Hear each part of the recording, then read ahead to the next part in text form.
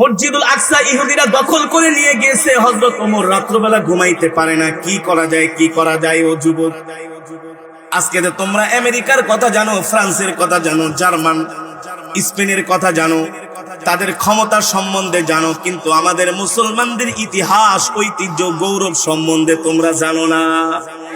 আমরা মুসলমান তো আসলে বীরের জাতি।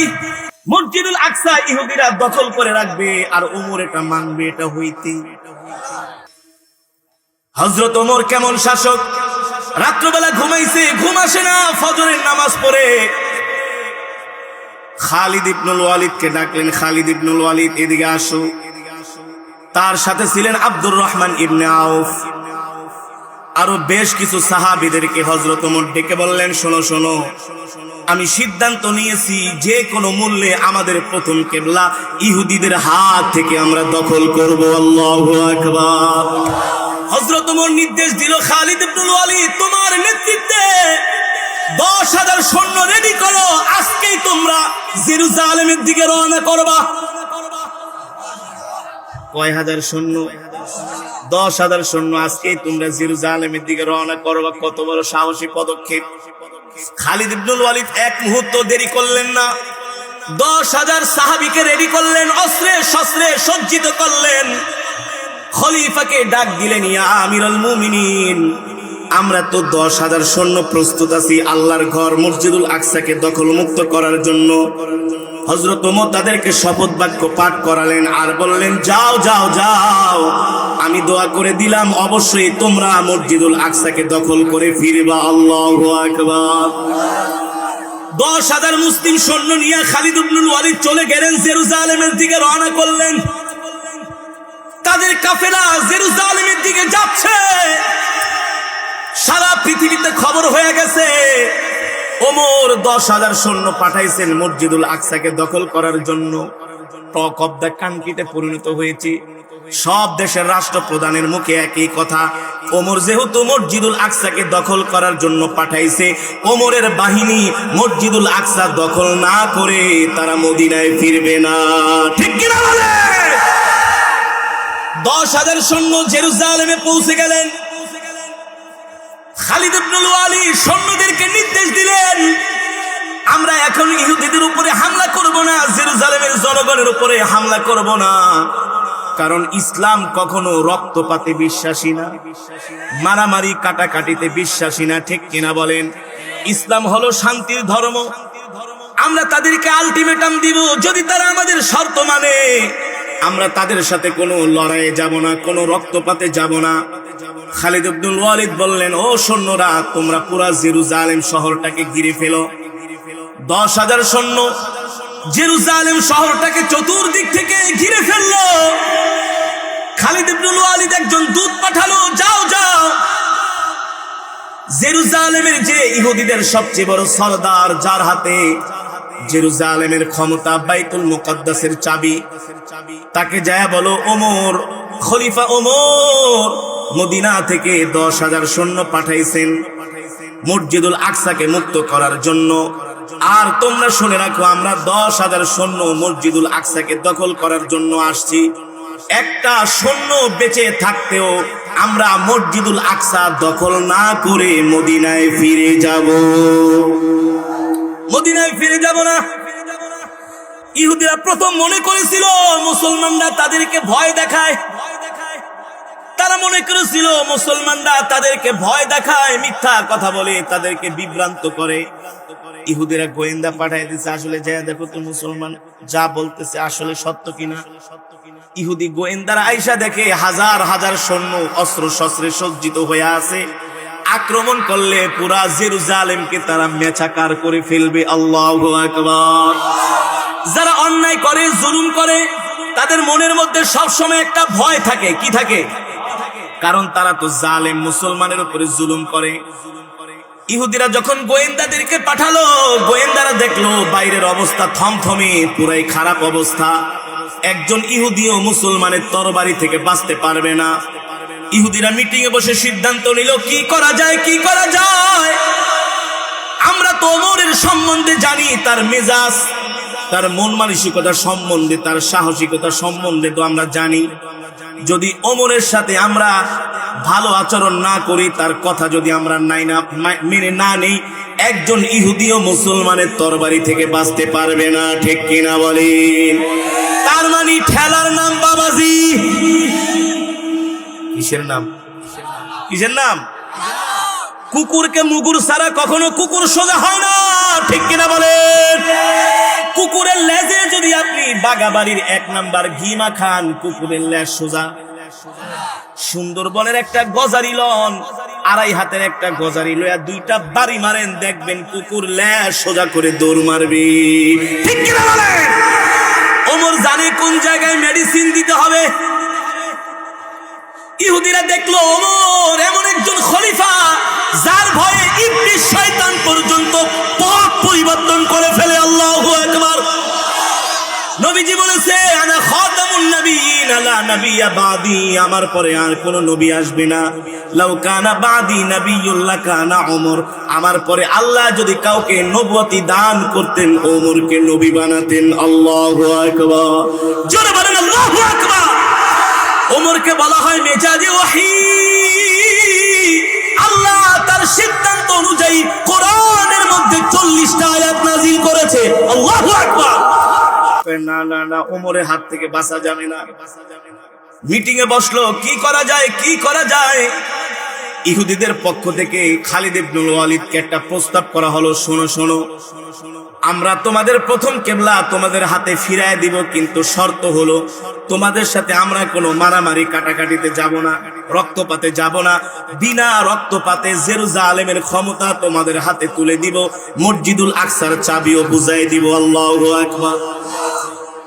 ইহুদিরা কি বলে? কোনো মারামারি কাটাকাটি জানে যে মারামারি করতে এলে মার খাইব। দেখতেছে যে সৈন্যরা দাঁড়ায় আছে তরবারি নিয়ে, একটা কেউ ছাড়বে না। এখন আইসা কয়, বাবা মাপ চাই, তোদের সাথে মারামারি করবো না। কি করবা, কি করবা?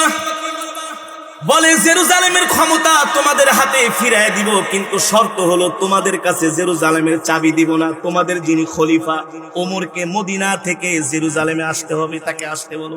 আল্লাহু আকবার। আর জোরে বলেন আল্লাহু আকবার।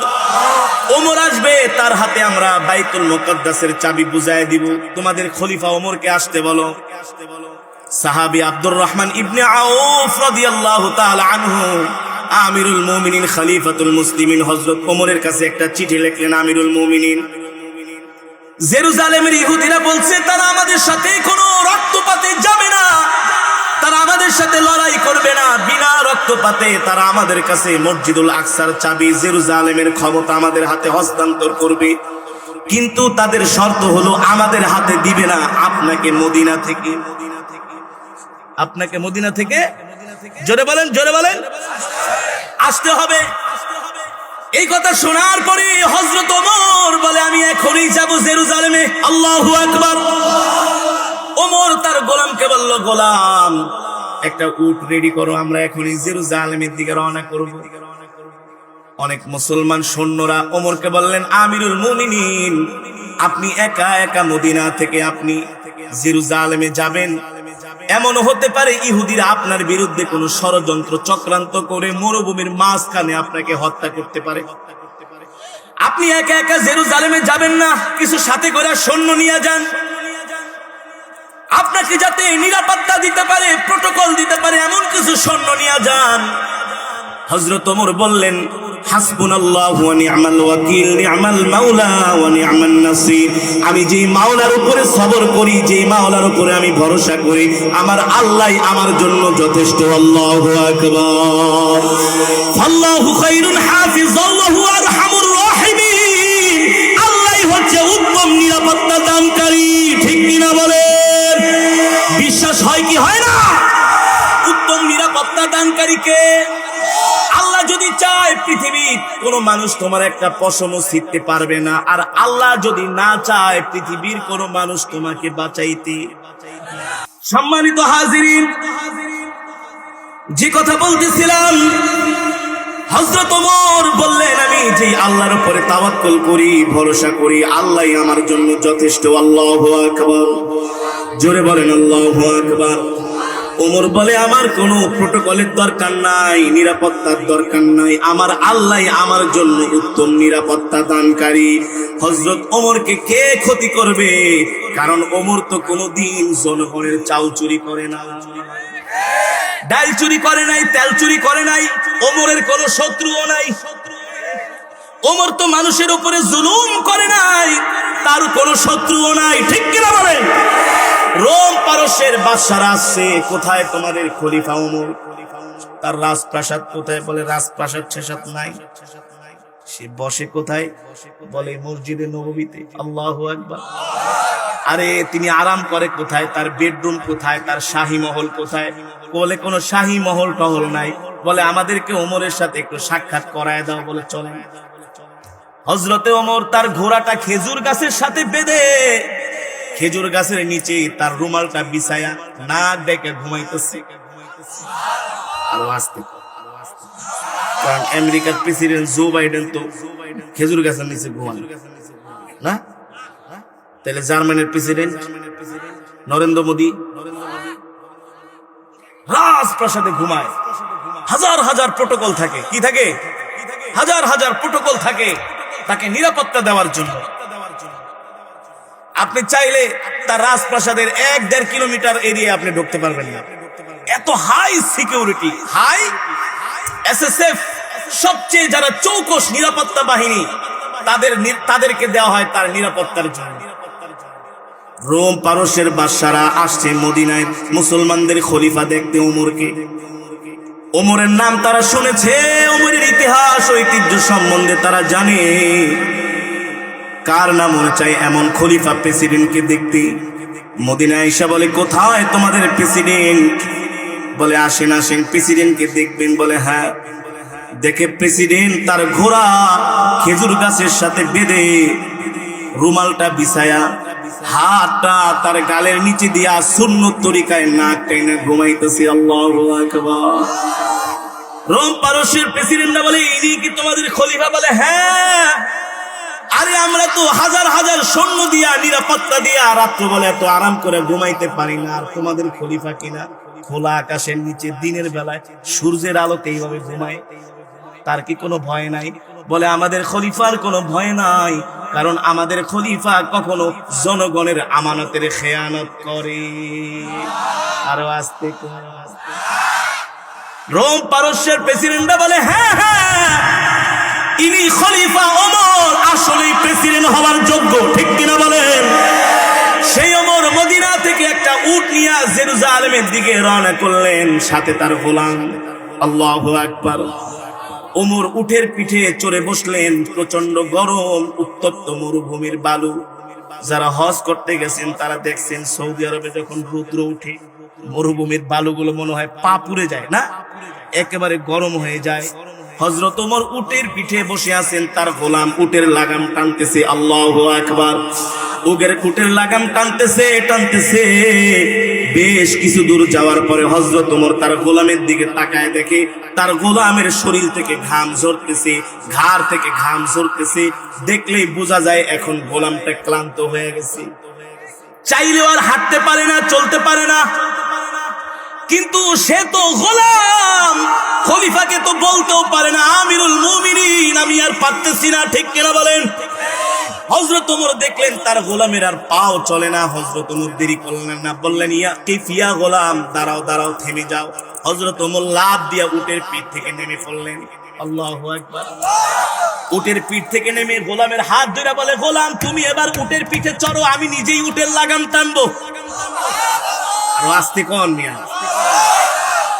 গোলামকে নিজের হাত দিয়ে উটের পিঠে বসে বলে তুমি বসো, আরাম করো, এবার তোমার আরাম করার পালা, রেস্ট নেওয়ার পালা, আমি নিজেই উটের লাগাম টানবো।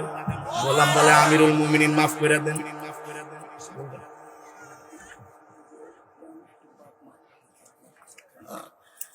বললেন আমিরুল মুমিনিন মাফ করে দেন, এই অন্যায় আমি করতে পারবো না। অর্ধ জাহানের খলিফা ওমরকে আমি উটের লাগাম টানাবো আর আমি উটের পিঠে বৈশা থাকবো, এই বেয়াদবি আমি করতে। ওমর বলে বেটা যা বলছি তাই করো। চোখ গরম করে বলে, ও আসলে এটা চোখ গরম ছিল না, এটা ছিল ভালোবাসা, এটা ছিল আদর, এটা ছিল ইনসাফ। ঠিক কিনা বলে? এটা ছিল একজন গোলামের প্রতি একজন প্রেসিডেন্টের ইনসাফ। আল্লাহু আকবার। কেমন প্রেসিডেন্ট! এবার গোলামকে উটের পিঠে চড়াইয়া নিজেই উটের লাগাম টানতেছে। আল্লাহু আকবার, আল্লাহু আকবার, আল্লাহু আকবার। কেমন খলিফা, কেমন প্রেসিডেন্ট আমরা মুসলমানরা পেয়েছিলাম।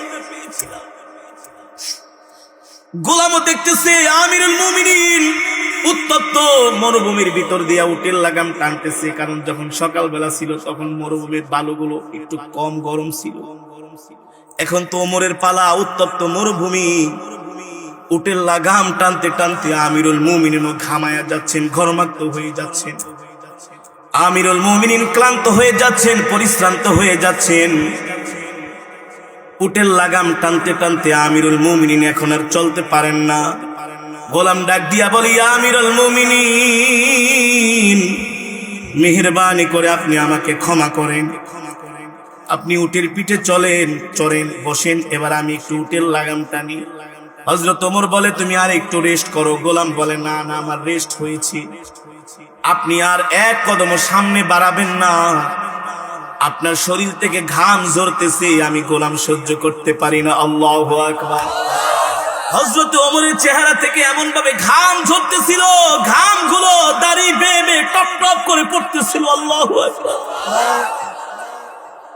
হযরত ওমর তো চাইলে তার সাথে আরো সৈন্য বাহিনী নিতে পারতেন, কাউকে নেন নাই। এবার ওমর উটের পিঠে বসলেন, গোলাম উটের লাগাম টানতেছেন। পালাক্রমে দুইজন টানতে টানতে মদিনা থেকে একেবারে জেরুজালেমের দিকে যাচ্ছেন। আবার হযরত ওমর বসে থাকতে থাকতে দেখতেছেন তার গোলামটা ক্লান্ত হয়ে যাচ্ছে। যখন একেবারে আবার গোলাম ক্লান্ত হয়ে গেলেন, গোলামকে ডাক দিলেন, কিফিয়া গোলাম, থামো, এদিকে আসো, তালহিনা ইমশি মাই। এই গোলাম, তুমি আমার সাথে চলতেছো, আমি তোমার চেহারার দিকে তাকায় দেখতেছি, তোমার পানির পিপাসা লাগছে না, একটু পানি খাও। নিজের হাত দিয়া গোলামকে পানি পান করায় দিচ্ছেন। গোলাম বলতেছে, আমিরুল মুমিনিন, আপনি এবার উটের পিঠে চড়েন। কয়, না না বেটা, তুই 3 ঘন্টা টানছস, এবার আমার সময়, আমি ঘরে ধরে রাখছি, 1 মিনিট বেশি আমি তোকে টানতে দিব না। যদি তুই 1 মিনিট বেশি উটের লাগাম টানোস, হাসরের মাঠে যদি আল্লাহ আমাকে জিজ্ঞেস করে, ওমর, আমি তোমাকে প্রেসিডেন্ট বানানোর কারণে তুমি কেন একজন গোলামের উপরে ইনসাফ করো নাই, আমি ওমর কি জবাব দিব? এবার গোলামকে উটের পিঠে চড়াইয়া হযরত ওমর উটের লাগাম টেনে টেনে জেরুজালেমের দিকে যাচ্ছে। আল্লাহু আকবার।